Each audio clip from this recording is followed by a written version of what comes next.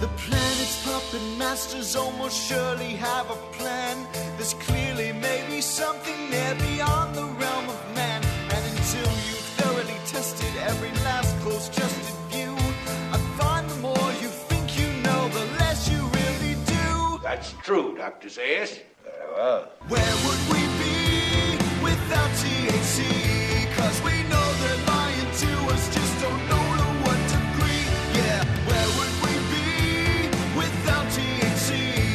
The Higherside Chat Show, Greg Carwood and Company. All right, Higherside Chatters, when we look at Gnostic teachings, Celtic stone circles, the Giza Plateau, the ruins of Central and South America, oral traditions the world over, and many other breadcrumbs from our fragmented history, it becomes apparent that our ancestors lived much differently than we do today, but despite their vast geographical distances, a lot of similarities in mindset and tradition seem to emerge from the distant past. And the largest factor in why these people and traditions are no more is their systematic destruction and cultural obscurification by the Holy Roman Empire and European expansion. This much we seem to know, and even though our education system and so-called experts have routinely painted the picture that these cultures were primitive and unimportant, we look at the unique alignments and qualities of their structures, the richness and depth of their traditions, and the ever-important context that history is written by the winners, and many of us remain skeptical. And lucky for us, today's guest Freddy Silva feels largely the same way, and these realizations have been a true driving force in his quest for knowledge and restoration of the ancient traditions. Freddy has dedicated his career to researching ancient systems of knowledge, crop circles, alternative history, and more, and is the best-selling author of several interesting books, including Secrets in the Fields, The Science and Mysticism of Crop Circles, The Divine Blueprint, Temples, Power Places, and the Global Plan to Shape the Human Soul, and the main thing I plan to talk to him about today, The Lost Art of Resurrection, Initiation, Secret Chambers, and the Quest for the Otherworld. He knows his stuff, and it's a real pleasure to have him here. Freddy, my man, welcome to the Higherside. Hello, Greg. Good to be on. Yeah, man. Big fan. Thanks for being here. I read your latest book and was really impressed with all the data that you have that backs up your main point about the tweaking of this word resurrection. And I think most of us are broadly aware that the Catholic Church is a hodgepodge of older traditions, and by absorbing some of these things, it made it easier for them to aggressively massage their worldview into the minds of many people. But let's start with that word resurrection and some of those major elements in the Catholic faith that are a bit nonsensical until you restore that original context. What can you tell us? Well, exactly. I mean, I sort of grew up the same way in the Western religious tradition, thinking that resurrection was a word that was always associated with one guy who gets nailed to a cross on the winter solstice and gets up again 3 days later, or in this case, Easter. And it turns out that as I kept wandering around the world looking at ancient sacred sites, I kept hearing the story about raising rituals and risen from the dead and the few and the many. And then I came across the living resurrection mentioned in the Near East by two actual apostles whose original gospels were seriously, they weren't just censored by the church, they were actually removed from the entire canon, and they became the bane of the church. If anybody tried to sort of even mention about it, they were basically boiled alive. And I thought it seems a little bit sort of odd that people that seem to profess a religion that's based on love and charity should be behaving this way. So what is this all about? And it turns out that when you actually read the banned Gospels of Philip, principally, and also Thomas, the brother of Jesus, they actually talk about an imposter church that takes over from the true Christian brotherhood. And that really got me very excited that perhaps we've been barking up the wrong tree. And as it turns out, they were discussing something called the living resurrection, where nobody actually gets nailed to a cross. Nobody actually physically gets up from the dead and comes back again from the grave, because they said, well, that's contrary to the laws of nature. You just can't do that. And the whole thing was basically a metaphor for the most important ritual of initiation that was conducted not just during Jesus' time, but also as a tradition that goes back, as far as I can figure it out, 3,500 years before Christianity. So Christianity is really as basically a new kid on the block when it comes to this ritual. And like I said, the church basically didn't understand the ritual, but also they knew they also wanted to take that another stage further. from the actual ritual into something they could own. So they created this concept of a guy that gets nailed to a cross and then gets up 3 days later, essentially grafting the story of Jesus onto the story of Mithra, who's a 6,000-year-old risen God-man who does exactly the same thing, down to the point where his birth is heralded by shepherds and angels and all kinds of things that we know in the Christian narrative. So the whole resurrection concept really was nothing more than a very secret ritual where you crossed into the other world, you undertook a near-death experience, which sounds very harrowing, but apparently people did this again and again and again. So obviously there was a huge benefit to it, and people like Plato and Pythagoras themselves even said that the experience of living resurrection was the highest point of spiritual self-development. So if they're saying it, there has to be some benefit. Mm-hmm. Yeah, I think that's a really eye-opening moment to realize that that is kind of the switch, and that resurrection really does relate to this kind of psychedelic ritual in the astral plane. But you mentioned that you can trace it back to 3,500 years before Christianity. What do we know about that earliest instance of this usage? Can you elaborate on that a bit? Yeah, if you sort of look at the context of the Middle East and also in China, you start getting these instances in text that have survived, and there's not many, but the few that have survived, they talk about people basically getting taken aside from real life and joining this inner brotherhood. And this included women as well. And they basically gave up most of their lives to undertake this teaching, if you like. And when you start sort of putting these pegs together, it turns out that in the southwest of North America, they were also doing a very similar concept as well during a rite of passage.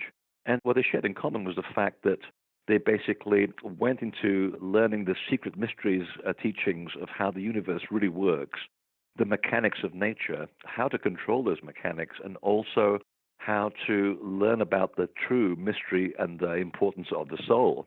And the last portion of the initiation involved a kind of induced near-death experience, either inside a man-made chamber, an underground room, or an actual cave on a sacred mountain.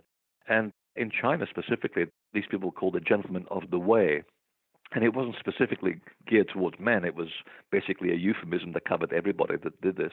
And they said that basically, in order to actually understand the true mystery of nature and the purpose of the soul, you literally had to die and had to be reborn in this lifetime. And what they did was that they actually crossed over into the other world for several days. And there's one Persian account where one person actually did it for 7 days out of body. And they basically left the body as though you were completely comatose, and they came back again. And that's the point when they were declared to be risen from the dead. And they made a distinction between the risen and the dead in real life by saying that the people who have not experienced the initiation are basically walking a living death, whereby you are born, you have a very difficult life, you think that everything is based on the physical narrowness of the world.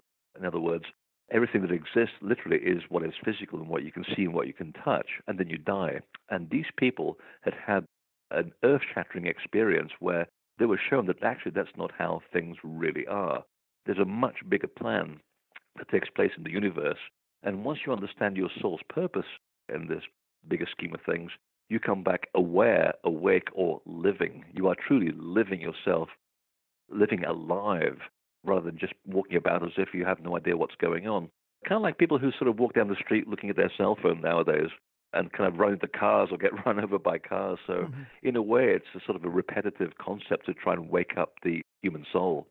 Yeah, I mean, we, like you say, we use the terms awake and asleep to describe the masses or people who have been, quote unquote, initiated into a psychedelic experience. We use those terms today, so it's really not much of a stretch that they would say alive and dead. I mean, it's very similar terminology, and a lot of us have taken some kind of psychedelics or had some type of out-of-body experience that maybe gave us a glimpse to the other side, but this is a much deeper and more sustained exploration. I mean, 7 days, that is pretty intense.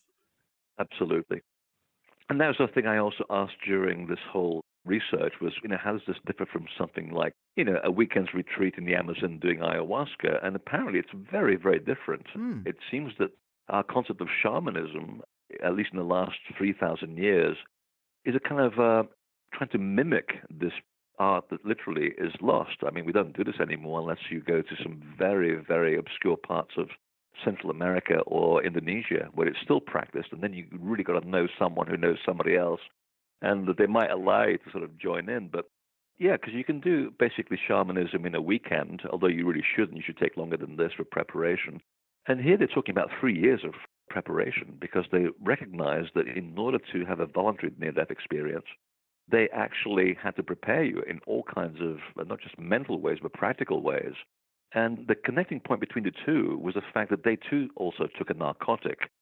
But the difference was that these narcotics that you find in Central America, South America, the Middle East, also in Egypt, they were looking for specific plants which actually had a certain poison to them. And the people who administered this poison had to be trained for many, many years.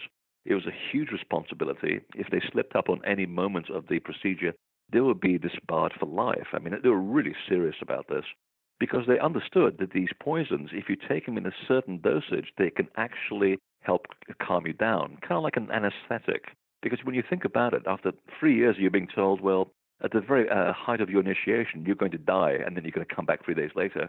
No amount of training can prepare you for that moment. It sounds very harrowing. So I guess you've got to have a certain anesthetic to calm you down, and that's how they use these drugs. Now, in shamanism, of course, you use a drug to induce kind of a vision, but they're differentiated between the two. These were not visions. These were the actual experience of the soul leaving the body, completely aware of being in another level of reality, kind of like being in a different radio station. And that world is absolutely real as the world we live in right now. And this is why philosophers chose to do this rather than take drugs, because they recognized that the information that they gleaned about the nature of the soul, the nature of the universe, how the mechanics of nature really work, if you're able to remember that when you're out of body and you come back into your living body and go about your daily life with that knowledge, well, that makes you into a kind of God without sort of the ego part of it. You can actually apply that practically in your daily life. And that's why so many of these people that undertook this living resurrection initiation, they went on to be fabulous teachers and philosophers, and sometimes famous religious people as well who practiced all kinds of wonderful things. So the benefits, of course, were not just for the self, but it was supposed to be something that you'd also apply to the world around you to make the world a better place. So that's a differentiation between shamanism and the resurrection ritual. One was basically inducing a state. The other one was the state itself. Yeah, it is fascinating. And we always hear the term immortal thrown around with the Egyptians. And again, like I've had slivers of experiences that felt like they took a long, long time. And really, it's only a 15-minute or less thing. I can only imagine if you were in that place in a much stronger way for 7 actual days in real time. I mean, you could live a lifetime over there. It would feel like you had some type of immortality to an extent. Oh, they came back very discombobulated. They certainly did. The few remaining accounts, they described it as a very difficult re-entry. And I'm not surprised because, I mean, these people were forbidden to describe what they saw for a very good reason, I found out. And it was to do with the fact that the journey is very personal. No two journeys are the same. So for you and me to describe our journey sitting at a cafe to your friends and saying, hey, guess where I've been for the last 3 days? It would actually color the experience for somebody else. They would expect to have that experience, but that would not be their experience. That would be someone else's.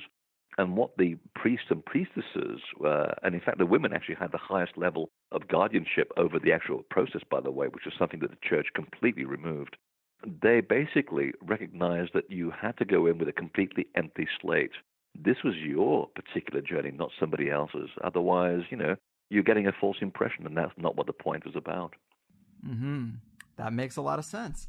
It's definitely an impressionable experience for sure. And I'm a little curious about the details around that process itself, or explaining that to the listeners and how it differs from just taking mushrooms in mom's basement. I mean, there are other elements that strengthen the experience outside of just the compounds they're taking, right?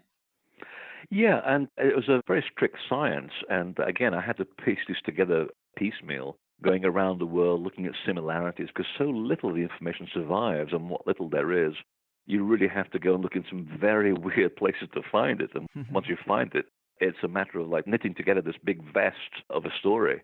And basically, they actually designed these specific chambers. And we know quite a lot of these. The most famous one of them, of course, is the Great Pyramid. We know that there's not a shred of evidence that it was ever used as a burial chamber, despite the fact that the Orthodox archaeologists keep repeating this thing ad nauseum without a shred of to back that up.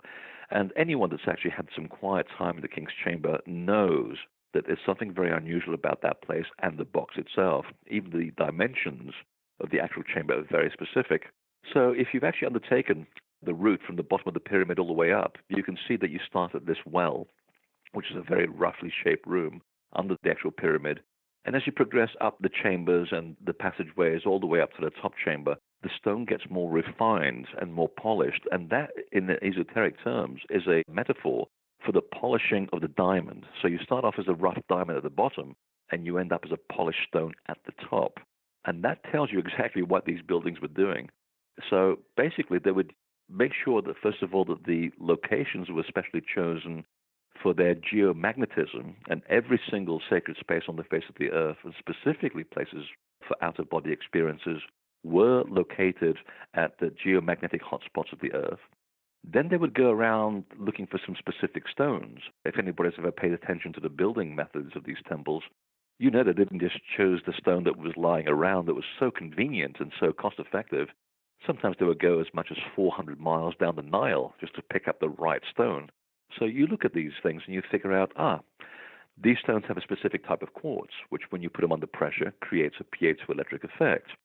Secondly, they have a lot of magnetite, and that begins to work to create the electromagnetic environment around you, which stimulates all the particles of magnetite in the human skull, and also the iron that flows through the actual blood in the body. So the buildings themselves were kind of a mirror image of the human body, and they did that in order to exert this effect, this calming effect and this out-of-body effect onto the actual person. So everything was carefully chosen to put you into another world state even while you're in the body. And if we visit some of these places today, you can't help but thinking that you've actually gone away and stepped into a different environment. And when you come back from places like Chichen Itza or Stonehenge, you are not the same person when you went in, because something about the environment has already altered you, which is an interesting word, altering, because we go to so many churches and there's a place called the altar. That's exactly where it comes from. It's supposed to be altering you. And so the actual design, the shape, the position of the room would begin to induce this state, and it would actually start to meld you into the actual matrix of the earth, and then finally it would release you into the matrix of the cosmos and hopefully bring you back. Mm-hmm. Yeah, I mean, I also watched your documentary Stairways to Heaven, The Practical Magic of Sacred Space, and that gets into a lot of this stuff too, especially relating to early churches and temples and the qualities of them, like you said, altars, and these ones, I guess, were built on quartz in the beginning, uneven spires to encode the sun and moon and create those resonance effects inside certain cathedrals. Absolutely. It is interesting stuff. Yeah, it's all about resonance in the end. I mean, even physicists today who are much more aware, they do state that the body is a bunch of resonances, vibrations. Even disease is vibratory by nature. And once you understand the nature of vibration and sound, and so many of these temples were designed to the actual harmonics of sound, even the mathematics correspond to the music scale, you begin to get a sense that the whole building was, as it's written in some temples around the world, to transform the human into a god, into a bright star. That's an actual phrase from a temple at Chichen Itza. And it was to try and remind you of the fact that you are a god. We all are gods. God is not a separate form, as modern religion has taught us. God is an interior thing. And the ancient cultures and indigenous cultures understood this. But they also understood that when you're down here on Earth, you are also sort of influenced by physical things. You know, you want that Mini Cooper, you want that girl or that guy, you want that beautiful house, and you crave this. And, you know, all of those things are wonderful, but if you start over-associating with the material world, you succumb also to its influences, and sometimes those influences do begin to distract you from your purpose as a soul, and also it starts leading you into places that you really oughtn't be going into. So the building was designed as a mirror image of the perfection of the cosmos at a very basic level to remind you of your own perfection in case you forgot. And if should you want to find out further what your connection is to the bigger picture, and to remind you that you're also a god and your extraordinary potential, you go into the building and you'd have this initiation experience, and then you come back and go, hey, I remember who I am, and I know who I am, and now I can walk my life aware. Which brings us, of course, to the whole meaning of the initiation, which the word literally means to become aware of the self. We tend to think of this as sort of, like an Animal House going for initiation with a baseball bat whacked on the back of your bum. But it's nothing to do with that. Initiation literally means to become aware. Mm-hmm. Yeah, man, intellectually, I really do love this perspective, and I have taken enough psychedelics to know there is another side of some kind, but I am really interested in having a sober, out-of-body experience that's facilitated by some type of, hotspot or geomagnetism situation, or, a cathedral that's built for increased resonance. But, are there any places left where a person can go and have this type of experience that aren't destroyed or under heavy guard? Oh, they're all around the world. For example, here in North America, you have the Native American sacred sites, the mounds of Ohio, for example. It's amazing how, of all the ones that have been dug up, only 10% have actually got people buried in them. Mm-hmm. So it makes you wonder, why are they actually there? It's the same thing in Northern Europe. 90% of all the mounds that have been dug, there's nobody there, but there's a chamber inside it, and it's empty. So it's kind of odd that these things should be standing in the landscape and as though they're marking something. And they are. They're marking the hot spots of energy that we don't see with our physical eyes, but anyone that's sensitive to them can actually figure out that, yes, there's something unusual about the energy about these places. And we talk about these things in very New Age terms, but these people are absolutely correct. And I know this for a fact because this is what I do as well. I look for science to back up what I say, but my first impression is always an ethereal thing. I didn't go back and look for the information to try and back this up. So one of my favorite places actually is in the Native American Southwest, around the Four Corners. We call it Shiprock. The Native Americans call it Sebitai. I've even watched grown men break down like girly men at the base of this incredible eroded throat of an old volcano. It looks like an angel with wings that just suddenly sprouted out of the ground. And it's been sacred since the time of the Anasazi. So we're talking over 4,000 to 6,000 years. And there's a sense of presence about this place. You don't even have to be psychic to understand that there's something about it. You can hear people chanting around it, and there's nobody around to be seen. So these spots are very important. And they also tell you something else, that the temples came much later. The temples came at a time when we began to lose that connection. If you look at the Native American cultures and how they honor a place like Sebitai, even to this very day, or if you're a part of the Tewa tribe near Santa Fe, there's actually a hill there called Sikumu, just outside Santa Fe. And that is where they still do their ceremony, their out-of-body ceremony. And the initiates come back raised after 3 days on the mountain, which tells you something about yourself. The spot itself, although it's geomagnetic, you are also part of this technology. You are also the temple. So if you learn how also to still yourself and put yourself in a state of oneness with your environment, you actually don't need to take any narcotic. You don't need to take any of that diluted poison to still yourself and have that out-of-body experience. And I'm always amazed to read stories by present day and also not too far away stories from about 1,000 years ago of native cultures from North America, Central America, and Polynesia, where they actually went into these sacred mountains and specifically a cave where the energy was just so. And they would basically stay up there for 3 days and nights, completely gone, in a state of total meditation, like a Zen Buddhist. And in India, they will say that, yes, you don't actually need a physical temple. You can do this by yourself. The temple is really there just to remind you, in case you forgot.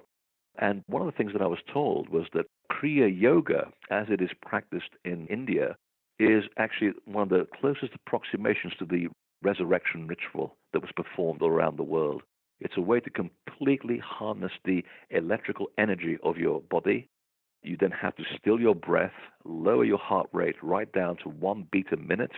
And once you've mastered that, and there are people that can do that, then obviously you've crossed into the other world and you come back risen, exactly as they used to do it.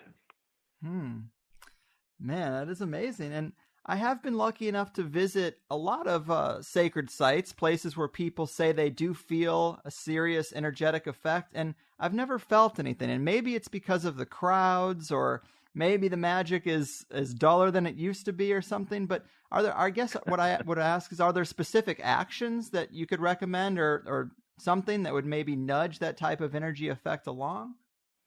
You just have to come on one of my tours. Sure. Yes, there is. I mean, you actually touched upon something, Greg. For example, going back to Stonehenge. I take people on small groups around the world to these sites, and it's funny how it takes some people a long time to get out of their heads. They take all their problems with them when they go on tour. And depending on where you are in life and how aware you are, some people get it immediately. Once they step out of that van and we're on the first sacred site, they get it. They understand. They totally are present within the moment, and they pick up the energy of the site. And then I tell them about the site, and it's amazing how much they've picked up without me saying anything.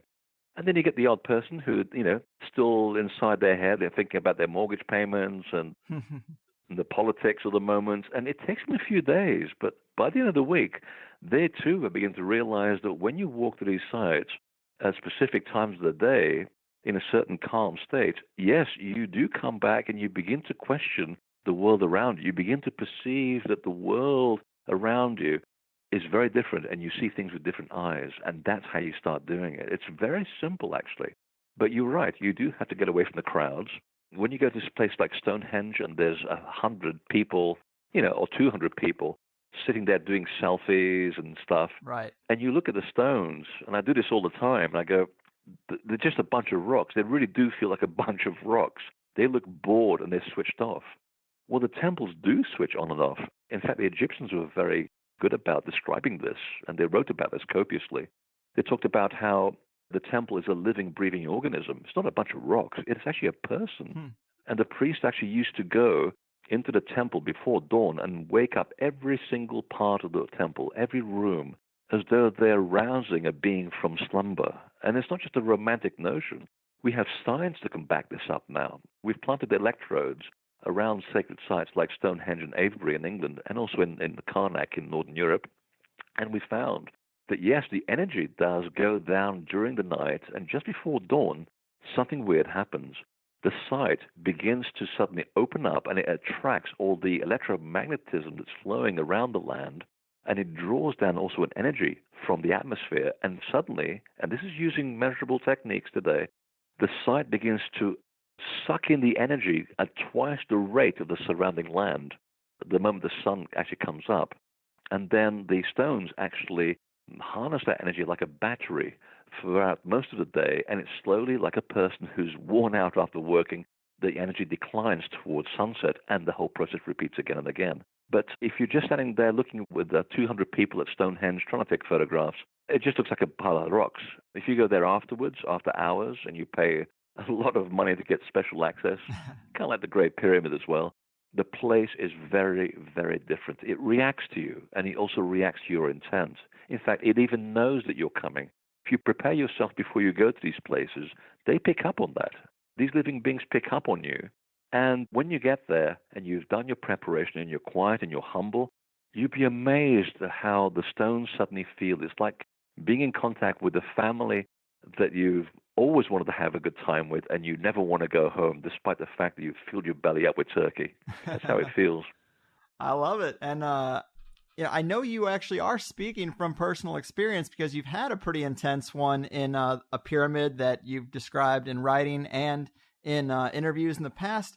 Tell us a little bit about that experience, because firsthand knowledge is always the most convincing. Oh, I totally agree. And I mean, when I start doing research, I really do like books that not only have very, very big bibliographies, because it tells me that the person doesn't have to be right, they at least did the homework. And two, if it comes from a personal point of view, it means that you're not really making it up. And a lot of the work that I do, and why it takes so long to write books, is that I kind of go at it with an open mind, and I don't approach it from a particular angle. I want to know, what is this really about? And when you ask that question with relation to sacred sites and initiation places, it's amazing how much information comes back at you. And then you kind of get sent on this journey to actually find out how can I back this up with real facts. And they're there, and you just have to take your time. And the one experience of the Great Pyramid is a very good example of that. I work with a small group of people who keeps a very low profile, and we go around the world cleaning up the mess that people leave behind psychically at sacred sites. And yes, you can do that. You can leave impressions in these buildings, and they soak up everything. And sometimes they don't feel right. So that's our job. And it was our opportunity to go into the Great Pyramid, into the King's Chamber one day, and we weren't able to get private access, which means sharing the building with about 200 very noisy people, which is very disconcerting. And there were 4 of us that managed to get up to the top, and suddenly everybody left. And I thought, wow, that doesn't happen by accident. Let's just sit down and do what we do best, and have this opportunity and take this remarkable coincidence, and of course nothing's by coincidence. Let's take this remarkable coincidence and do our work. So we began to tone in the actual chamber, get the sound frequency going. And there were sounds coming out of me that I've never done before or since. I don't know what was going on, but it was just extraordinary. And these 3 other guys, and by the way, the Great Pyramid is a guy place. It's a very guy energy. The ladies usually like the pyramid next door to the Great Pyramid, and the guys don't. And there's a reason for all of this. But anyway, so there's 4 guys doing this toning, and suddenly the lights go out. So now we're alone in the Great Pyramid without having had to pay huge amounts of money. It's complete darkness, and there's 4 of us just toning in the King's Chamber. And I don't know, it must have been a couple of minutes later, I saw, it must have been about 33 people coming out of the stones and surrounding us. And I'm looking at this with my open eyes in complete darkness, and I can't see my 3 friends, but I can see these people surrounding us, and they're very tall, dressed in this kind of satin, white satin. Elegant, elegant people, this wonderful sense of love. And we just kept going and going. And I thought, this is the most remarkable thing I've ever seen. And then suddenly, 20 minutes has gone, and you get the sense there's a light bulb coming on, and we could take turns to go into the King's Chamber and the actual sarcophagus. And 5 minutes in there, and you disappeared for a lifetime. And we had to pull people out of there. And then we come downstairs, we come out in full daylight, and it's quite obvious that 4 grown men are trying to say something, but they're too many to say it. And I'll say to them, okay, did anybody see what I saw in there? And the first guy says, oh, God, there's those people that came out of the stones, and they were really tall, and they're dressed in satin. And suddenly we all filled in the story, and everybody saw exactly the same thing. And you can't make that up. We're in complete darkness. But here's the funniest part of the story. When I began to write about this in the Divine Blueprint and the Lost Art of Resurrection, I actually wanted to find out, has someone else done this? Because it would be great if someone could back this up. And it turns out in my library of books, there was a book by a guy called Paul Brunton who wrote this in the 1920s when he became disillusioned with modern life. So you see that nothing really changes. He wrote about his experiences in Egypt, in the Great Pyramid, and I never got a chance to read the book. And sure enough, there's a chapter where he describes exactly the same thing happened to him, and he describes the people that he saw in darkness, in the King's Chamber, in exactly the same way. And I thought, you cannot make this up. And as a third person, there's a friend of mine who's he's kind of a sound scientist, a genius, and very left-brained, but very intuitive. And he's asked me on pain of death not to reveal his name because he doesn't want to be ridiculed by his peers. But he said, yeah, when we hit a certain frequency in the pyramid with all our technical equipment, we begin to feel a presence around us, and it's like we can see people out of the corner of the eye coming out of stones. I thought, wow. So again, it backs up what the Egyptians were saying, that these places are alive. They remember everything. And to a certain degree, all the people that also carry their initiation in there, their memories are also in there. So it's kind of like a like attraction to like. You're never alone in these places. They really do look after you, and it's a good reason why we should go back to them again and again. Wow, man. Thanks for sharing that. That is a pretty wild story. I love it. And now, to switch gears a little bit, you mentioned that the Roman Catholic Church, they started outlawing access to these spaces because they clearly had value. And apparently they even had springs that were healing people and energy healing centers. And now the main factor in all this seems to be this ability to go out of body and hang out on the astral plane for seriously extended periods of time. But what can be said about other qualities or abilities that people had unlocked through these magical means and places? Well, there were also healings that were also involved at some sacred sites. It really depends on how the design was built and how its resonance was work in a certain way. In fact, I want to say manipulated, because they did manipulate the laws of nature. And they will create certain sites, which today, if you read the legends and the myths associated with them, each one does something completely different. It's like I was saying earlier about the pyramids on the Giza Plateau. The two big ones, of course, you look at them and you go, wow, this is impressive, and they're identical. Well, actually, they're not. They're subtly different, and it's to do with the angle of the slope. And that's why anybody who works with the masculine energy really likes the bigger pyramid, and the feminine energy people want to go to the slightly smaller one. And it's all to do with the manipulation of space. So this is why some places, healing places, some are initiation places, some are places where you go and do mental work. We're learning about the mysteries because the site itself induces a certain clarity of mind. It's all a big sort of cornucopia, a big potpourri of temples, and all of them are designed to do very, very different things. That is so interesting about the pyramids having the two different energies like that. And then I guess the third, of course, would have to be for transgendered. I never look at it that way. You never know. But you know what? That's the one that always fascinates me. And people always go for size. Humans like size. Mm-hmm. But you know what? In the bigger mysteries, once you've done this for many years, you begin to realize that you've been getting in your way all the time. And you begin to actually appreciate the smaller things in life, the things that don't really get your attention. And that's where the big aha comes in, because even someone like Zawi Hawass, the former Ministry of Antiquities in Egypt, this huge bombastic ego, which is undeniable. But you know what? If you just catch him one day and you say to him, Zawi, the small pyramid, and that's all you say, and a different person pops into his body, he's on a different level of reality. He's seen and experienced something in there which is profound, and I totally agree. In fact, if I was actually looking for the true entrance of the Hall of Records that lies somewhere along that area, that's where I would begin to look, because that's the one place that few people actually look at, you see. So sometimes it's worth looking at the smaller things. It's kind of like the genuine crop circles when they used to appear. Nowadays they're mostly man-made, but in the old days they were absolutely genuine. Most people never paid attention to the small ones, but that's where the real power is. That's where you get a lot of work done and where we got so much of our scientific research from. The bigger ones are impressive for sure, but it's always the simple things that you should be aware of. The universe has a mischievous sense of humor, and you should pay attention to it. Yeah, I know you've done quite a bit of work on the crop circles too, which have always been interesting to me. And knowing what you know about the ancient past and the connection that we had to the spirit world, is your impression that when these crop circles started showing up, that it was maybe the entities of the spirit world coming in and saying, hey, where'd you guys go?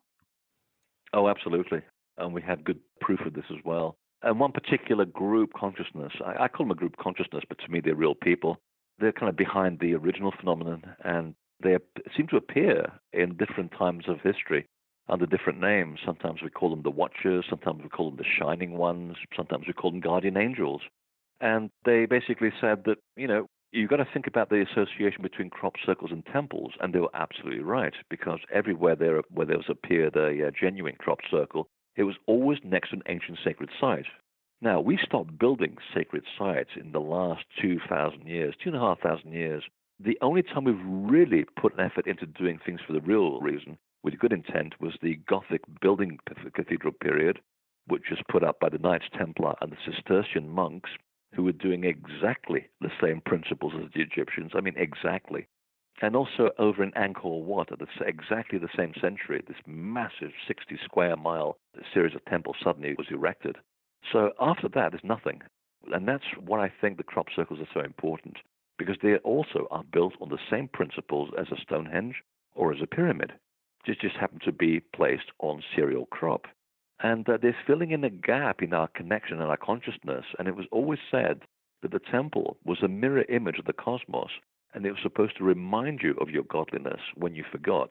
So when you remind yourself of your godliness and you act as a god on the face of the earth without the ego part, people begin to look at you and go, wait a minute, that's a good way of doing this. Why don't we imitate this person? And that's how society becomes cohesive. You lose that connection, you lose your connection to nature, the perfection of things, and slowly society falls apart. Now, there is no argument that today society has fallen apart. We have also not created temples, and suddenly the crop circles are here reminding us of the same concept. Now, here's the other connection. You can also have the same out-of-body experience in crop circles, and this has been also very well documented in research circles, and I'm one of those people that also has had an experience in one of these things, and I also got taken out of body just like I was in the Great Pyramid. So they're actually reminding you that you can do this for yourselves, but also you have to go back to the past, find out what's here in our history in order not to repeat the same mistakes.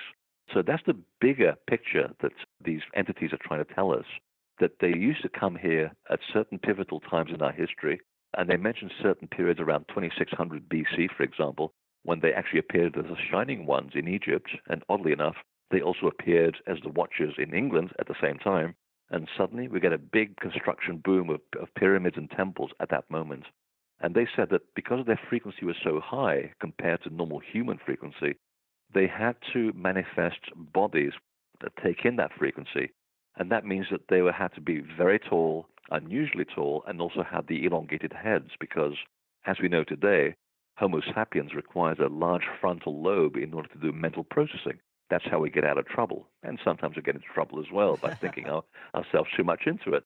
But the back of the brain is the most mysterious one. That's your spiritual lobe. That connects you to another level of reality, which was still in the science world trying to understand it. And these entities were basically saying that's what helped us maintain our connection to the invisible world, because we found living on Earth so damn difficult because it's such a dense plane of existence. So we understand how difficult it is. And that's why we come down here at certain times when things are really going wrong to help remind you that you've got to fix this for yourselves, but we'll give you a little nudge.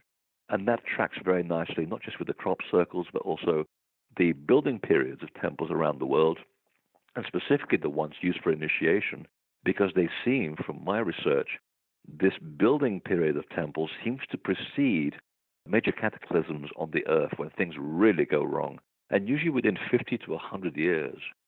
So I do know for a fact, without alarming anybody too much, that NASA is tracking a comet that's on a very close collision course with us within about 16 years. Shit. And if you keep a track of the news, you'll know that NASA keeps talking more about finding ways to destroy comets and also to look for ones that we don't know where they are. So they know about this stuff. They just don't want to seem like they're very new agey. They're trying to sort of polish it in scientific terms, but they know that we periodically get hit. So the crop circles fit in beautifully within this time period. But again, the good news is that, even though we get hit all the time by this stuff, we do survive. There are always survivors. This is part of the big plan. We continue, and life is cyclical. So the reason why we're all here, and you're here, and I'm here, is because we're part of this plan. So accept that, and you're either here to do a change, you're here to have an experience, and you're part of the actual process. So live your life as you would. Well said, man. And yeah, I've heard you describe that crop circle experience before, and it is so interesting, the idea that they mentioned, like coming into physical bodies, and that would explain some of the giant skeletons, some of the Paracas skulls, as some people call them, those elongated skulls. Absolutely. I think that makes a lot of sense. It also does explain, or goes a long way to explain, why cultures on different parts of the planet would develop these things that are fairly similar when they really weren't supposed to be communicating, or they were supposed to have great distances between them. And so that is a bit of a mystery. But if there is some kind of like watcher beings that kind of are guardians of the planet and kind of jumpstart the reset of humanity after a cataclysm, well, then a picture does start to emerge. Absolutely. And the reason why they call themselves watchers is they're saying, well, we can't directly intervene in human affairs because that would undermine the whole point of your experience. I mean, why get born and then have someone else do the work for you? Doesn't make any sense. But, sometimes like a good teacher, you need a little nudge.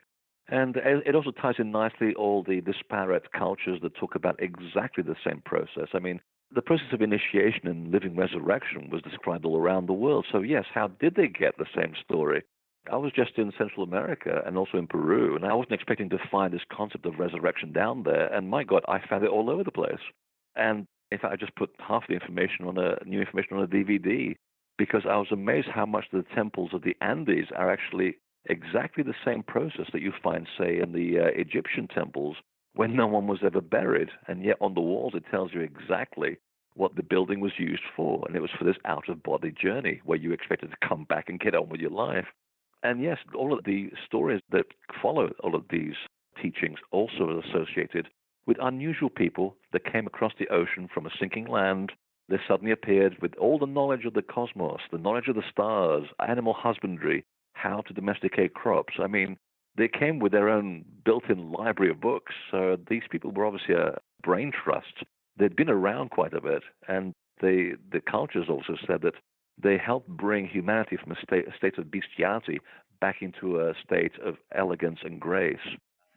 So, yes, I do believe that there's something unifying to this, that these strange beings do appear at specific points in our time to help things regrow.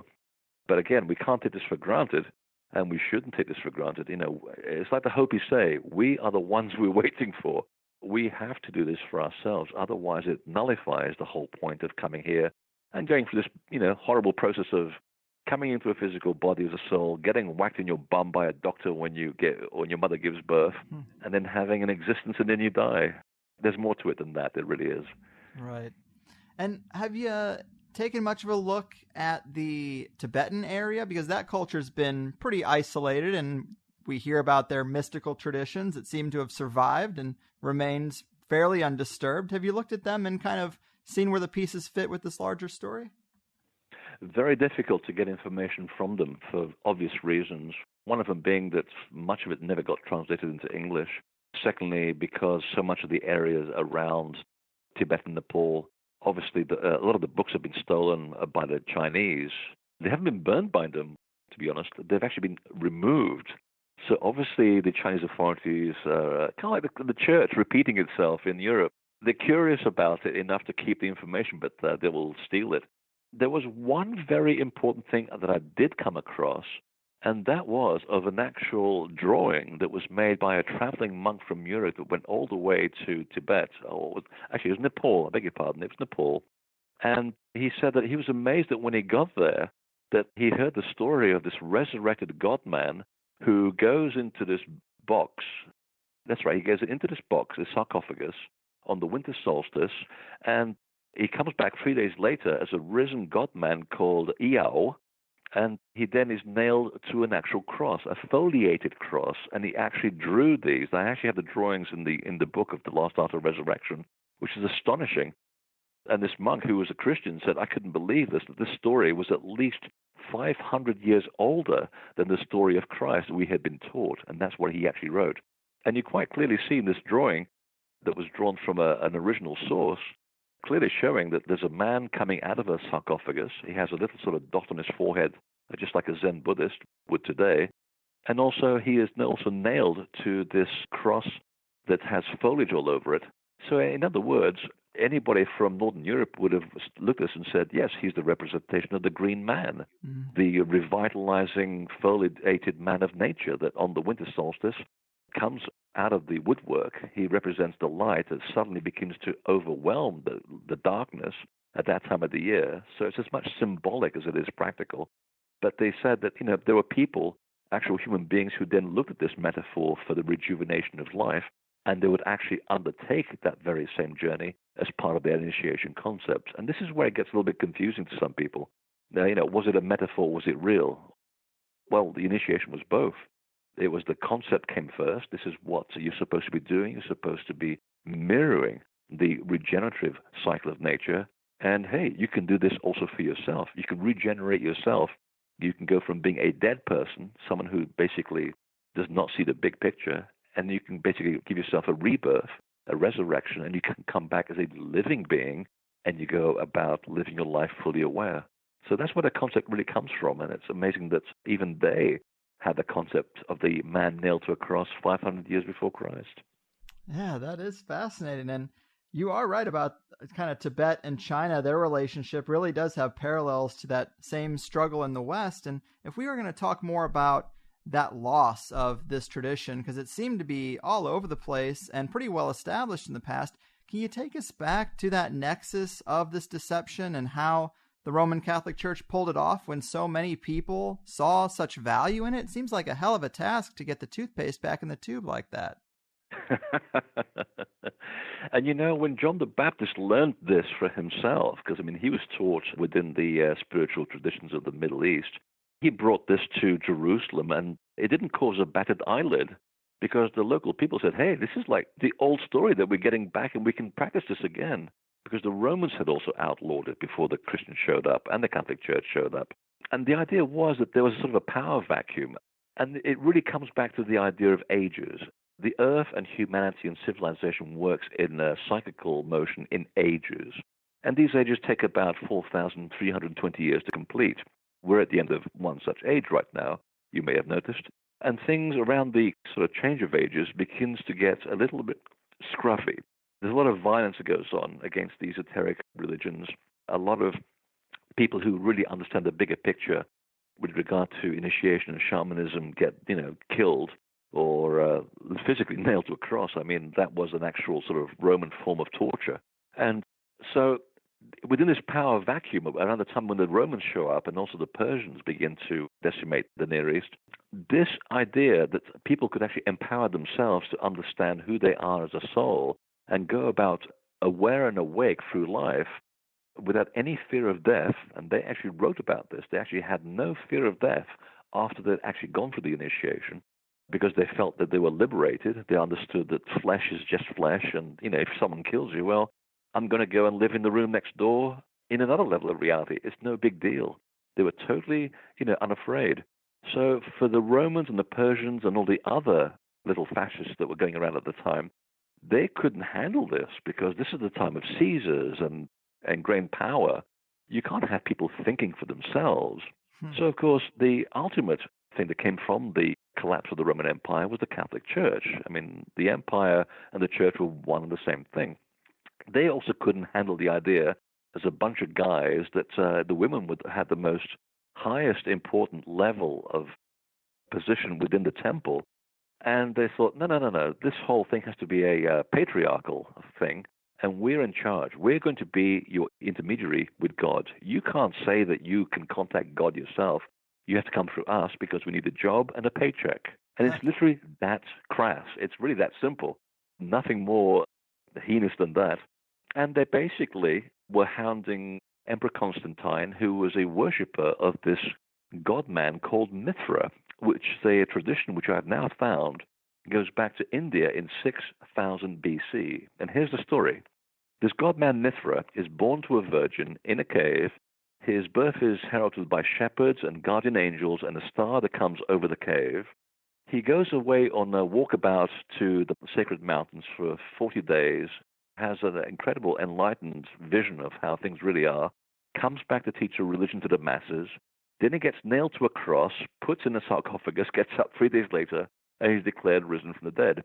The church thought that this was a pretty interesting story, and so did Constantine, because he was worshipping Mithra, and they hounded him so much to the point where he finally just gave up and said, look, I'm getting a little old, I'm getting tired of this harassment, I'm just going to take Mithra, remove that name, and I'm going to put the word Jesus in the story. And you look at the story of Mithra and Jesus, and it's exactly the same story. And that's how it basically fooled everybody, because the church and all the powers that be at the time had basically massacred anybody that was an intellectual. So there's a lot of illiteracy.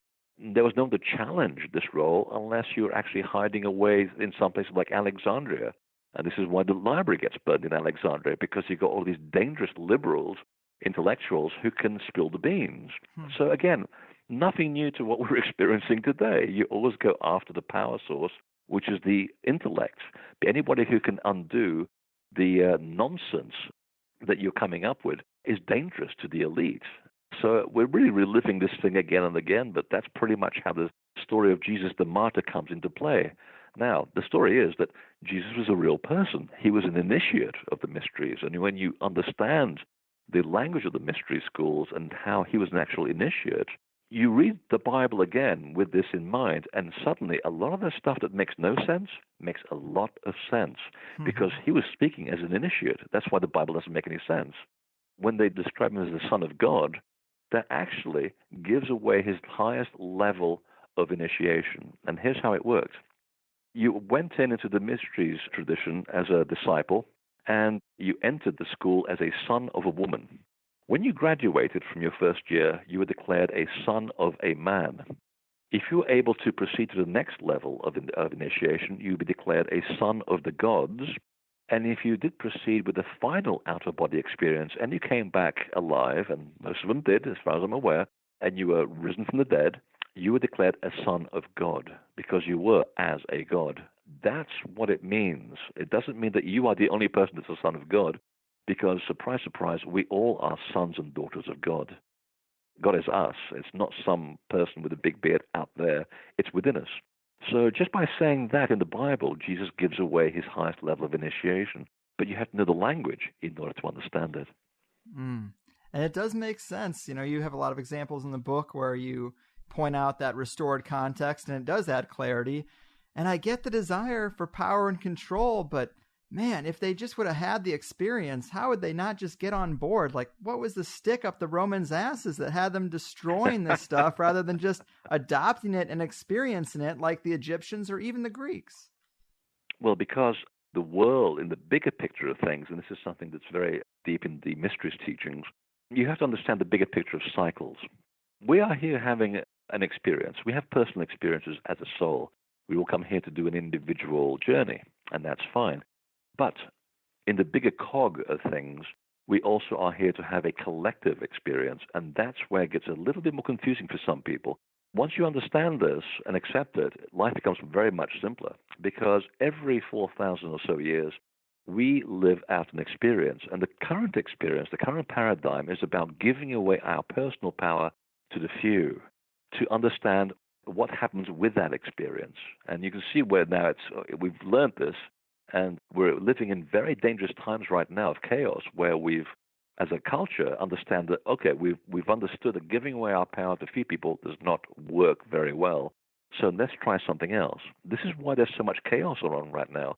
We subconsciously are striving to achieve another level of order, and it will come because even physics knows that, in order to go from one level of order to another level of order, you have to have chaos. And the greater the amount of chaos, the greater the potential jump to another level of order.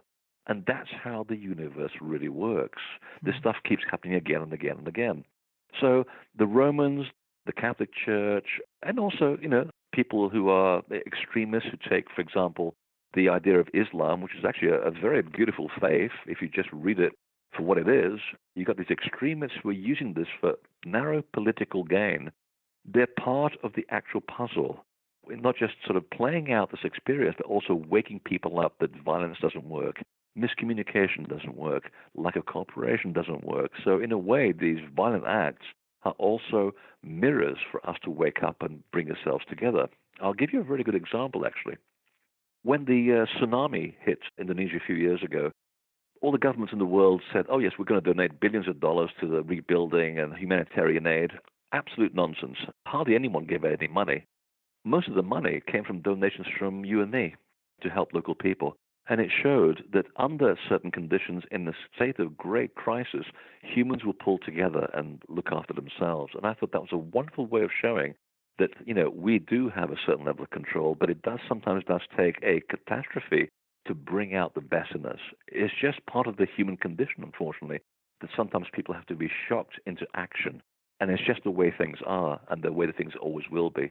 But things are in their correct place in order for us to have this experience. So, this is why I tell people, don't fret that, we got the wrong president and we got all of these violent acts around the world. They're part of a big picture. Just accept them for what they are. Don't become like a robot and don't feel empathy for people who get caught in the crosshairs. But at the same time, recognize that this is part of a wake-up call and there's a large underground movement that never gets any attention. And there's a lot more of us than there are of them. And sooner or later, and I'm pretty close now that the switch is very close to being clicked. I think people have had enough, and you can feel it. So, this is what it means to understand the mystery secrets and to play into this knowledge. And once you understand this, you can live your life with a certain peace and be part of the bigger problems of the chaotic world, but, be able to rise above it. Yeah, I think those are great points and definitely a good personal philosophy to live by. But you have done some great work, man, and you really have gotten to the heart of, I think, a major manipulation, especially with this living resurrection ritual. I got mad respect for you. Before we really call it in, remind the people where they can find more of your work, your website, anything else you got going on that they should know about. Oh, if you have a few days to spare, well, a few weeks, invisibletemple.com. There's all kinds of books and DVDs in there and all kinds of articles, so enjoy. And if you like it, tell somebody else. Right on. Short and sweet. Awesome. You are the man, Freddy. Thanks again, and take care out there. Thanks, Greg. Hallelujah, people, and sweet Easter to you. Freddy Silva, big hand to him. Great job. So glad I found his book when I did, and that it just so happened to work out that this was released on Easter. A little extra prankster energy for you. And I think Freddy makes a great case for this being the truth about the Roman Catholic manipulation and the twisted material the Bible is talking about. It also makes sense out of a lot of what's said about Egyptian mystery schools and all that. And I can completely see all the steps of warping this shamanic tradition, where we used to chant and take some mushroom caps and drink some psychedelic brew and quote-unquote become one with God. And they said, no, this is Jesus. He died for your sins. He was brutally murdered. Just look at that cross. And now we're going to eat his body and drink his blood. It's cool. This isn't fucked up at all. And meanwhile, they took away the useful compounds for having a spiritual experience and replaced them with a cracker and some cheap wine. This is the great sin, folks. Oh, I don't really know, but this is sort of the narrative I've always had and enjoyed. And Freddy has really helped to fill in more space on that map, definitely. I loved the book and had a blast talking to him. And I hope you take time in the Easter season to shaman your way to enlightenment rather than taking kids to see a guy in a bunny suit or worse, going to mass. Because I think we need to speed up our evolution as best we can, friends, because these are troubled times. Like our friend Gordon White says in Chaos Protocols, first step, you gotta become invincible. So take risks and get comfortable with the unknown and wild swings, because the pendulum has broken loose, if you ask me. But again, to back up Freddy's wider perspective here, if you dig, there have been quite a few researchers who have dug deep into the scriptures and Christian traditions and come to the conclusion that it's all based on psychedelics and tripping out at its source. A lot of the time, these are straight and narrow religious scholars, because who else is really going to look that deeply at this stuff? And they say, wait a minute, this is all about something else entirely. John Michael Allegro, who wrote Sacred Mushroom and the Cross, is probably the most famous example. He said Santa's suit is red and white because of the Amanita muscaria mushroom. This is why we hang stockings, to dry the mushroom on the mantle. This is why reindeer fly with names like Dancer and Prancer and Blitzen, because people are looking at them and tripping out. And if you look at nature videos on YouTube, you can see that reindeer actually eat this mushroom. So that's what people are seeing and how the story got started. It's all based on the mushroom experience, apparently. And who is Santa himself but a person who comes from the North Pole, or the hole in the inner earth, and brings gifts, or supplies, to the people of the northern regions where it's most cold when they need them most. I just love this sort of stuff. These types of interpretations of why things are the way they are. What are the roots of these traditions and holidays? Easter, of course, is a big one. It's multifaceted, just like Christmas, I'm sure. But I think this lost art of resurrection, the out-of-body experience, and as Gordon says, becoming invincible, might be a big part of it. And it's a message that at least would be one of the most valuable, useful interpretations for listeners today, looking at the rocky road ahead. So if you've yet to support the Plus Show, you are really missing out on twice as much conversation every week. You'll love it so much more. And this week we talked about the story of Jesus the Initiate in those missing years, some of the forbidden or excluded Gospels in the Nag Hammadi texts, and some of the exotic things they say. How the Morning Star term originated with this living resurrection ritual, and the Amuru Muru portal near Lake Titicaca. I'm sure I'm butchering that, but that is interesting. We also got into the ball courts of the Olmec and the Maya, and correcting the played with severed heads narrative, and actually describing their true purpose, which was mimicking the Game of the Gods. We talked about the Celts and sites like Newgrange and this tradition in their culture. How funny that Newgrange is in the book when I just got back from Ireland and actually saw it firsthand. A little bit of synchronicity there. And we also talked about the Templars and how the secret traditions got to them and how Freddy looks at them as opposed to some other researchers we've talked to. I also added a link in the show notes about that Wrigley Museum on Catalina Island of giant bones that were actually used in the construction. The article puts a different spin on it and says that the Wrigley family is who helped to break it all down and ship off these Native American bones to all their proper places for study and research and all that. And sure, an elite family contributing to the removal of this kind of thing, spun as an altruistic, morally upstanding mission. Yeah, that does make more sense. But there was definitely something strange in that neighborhood. I also put out a video you'll find on YouTube or Facebook or Twitter of me and Mark Devlin going around Laurel Canyon, touring some of the serious hot spots talked about in Dave McGowan's book. We didn't get close to a lot of things, but it is kind of informative. Mark definitely breaks it down for you, and it might be a little bit of icing on the THC cake this week. Check it out. So there it is. Religion stuff isn't usually my bag, but getting to a source that I think is more useful to people is interesting. Can't deny it's that time of year. I like the added provocativeness of releasing it today, but it's all in good fun. I hope nobody is so attached to those aspects in their life that they can't look at them a different way. But either way, I love you guys. Got some great shows coming for the rest of the month, but that's all for me today. I've done my part. Your move, shaman suppressors, spirituality stiflers, and consciousness controllers. Your fucking move. Sweet dreams to the elite. We're calling them out on THC. Uncovering secrets and conspiracies. Everybody's looking for something. Some of them want to use you. Some of them want to get used by you. Some of them want to abuse you. Some of them want to be abused.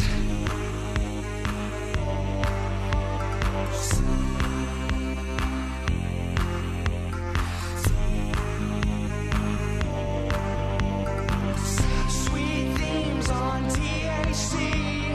Who the hell could disagree?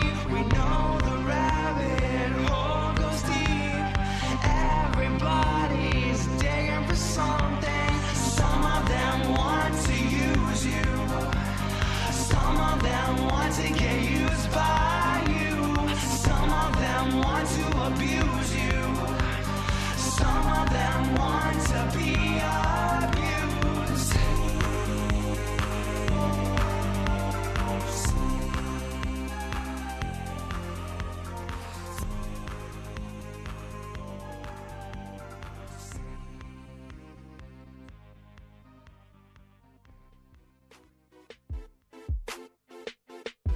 As you mop up the remnants of your melted mind, consider this. The high-quality, commercial-free show you just enjoyed is what we call THC-free. But you can spend twice as much time with Greg Carlwood and all his great guests by becoming a member of the Higherside Chats Elite for just $5. And you'll get the 5 extended 2-hour episodes that come out each month. Because an honest, open-minded, and uncensored exploration into the fringe will never be brought to you by your corporate overlords, but rather must be funded by the loyal listeners willing to take that ride. So join at thehighersidechatsplus.com, and on top of twice as much show, get your own easy-to-use RSS feed URL for convenient listening on any device. Suggest guests on your member profile, comb through the archives of all the ones you missed, and continue the conversation even further on the new THC Plus forum, where you can scratch that higher side itch in between shows with the rest of us and hold your head up high, knowing that your subscription supports a show you love, produces the free version for everyone else, and stands as a small act of rebellion against those nefarious puppet masters of the power pyramid. Treat yourself. It's time.